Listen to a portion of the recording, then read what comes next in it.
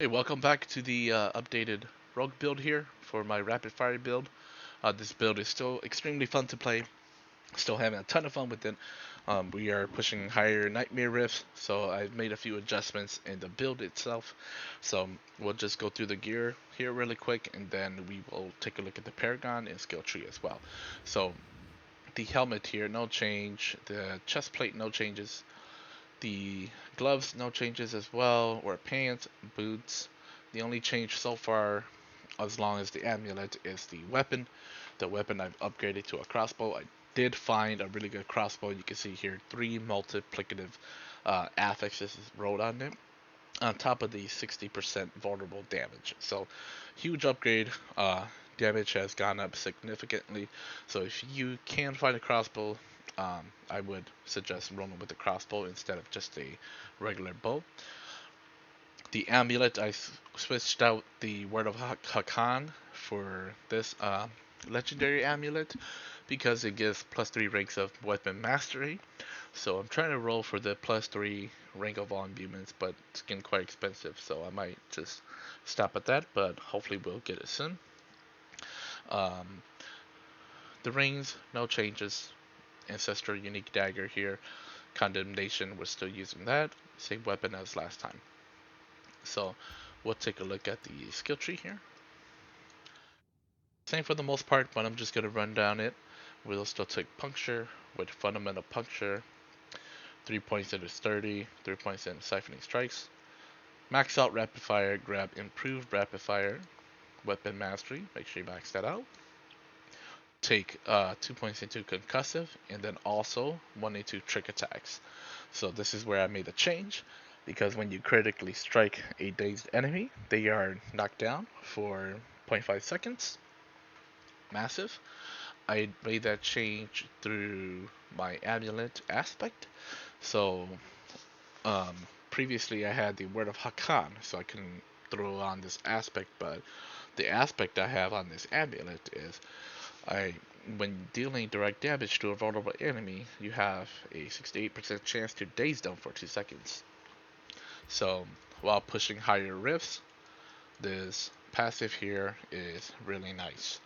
So that's where the changes will come down here again. Same thing here, take concealment into countering stealth for that guaranteed crit.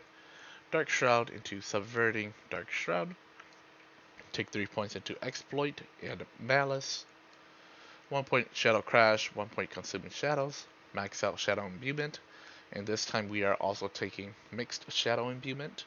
The reason we're not taking blended shadow imbuement no more is because there's no point in making them vulnerable because I get vulnerability through the exploit glyph. So why not just stack more damage on top of that? Poison imbuement, still the same thing. Take blended imbuement here, max out precision imbuement, and then we'll move down here. No ultimate chosen here, we don't need one. 1 point into adrenaline rush, 3 points into haste, and then we'll take precision for the key passive. Move on to the Paragon board here. So I haven't made any major changes. The only changes I've made are with these 2 top boards here. So I'll just give a rundown here quick. Go ahead and unlock this socket here. We'll put in the Ranger's glyph here. And then move up to the next Paragon board, which is No Witness. You will put in Combat here for the core damage skill modifier. And then we'll move on to the Eldritch Bounty Paragon board. And then in this glyph socket, we'll put Infusion, same as last time. And this is where we made the changes recently. This next Paragon board is Cunning Stratagem here. The reason we made this change is for the rare nodes. They give um, multiplicative core skill damage, which is massive. So you will come up and pick up this one here, and then we'll pick up this one as well. And in the glyph socket here, I have Efficacy, because it grants bonus to the rare nodes within the range. So as you can see here, I get 35% core skill damage and 63% core skill damage. So nearly 100%. Massive. So we'll come over to this Paragon board over here, cheap shot here. We'll work our way to the socket here, and this is where we'll put a vulnerability here. So the exploit glyph, still really good to have. And then you could come up here and pick up the spearhead rear node, still really good for damage to healthy enemies. And then once I'm done with that, I'll fix the rest of the board.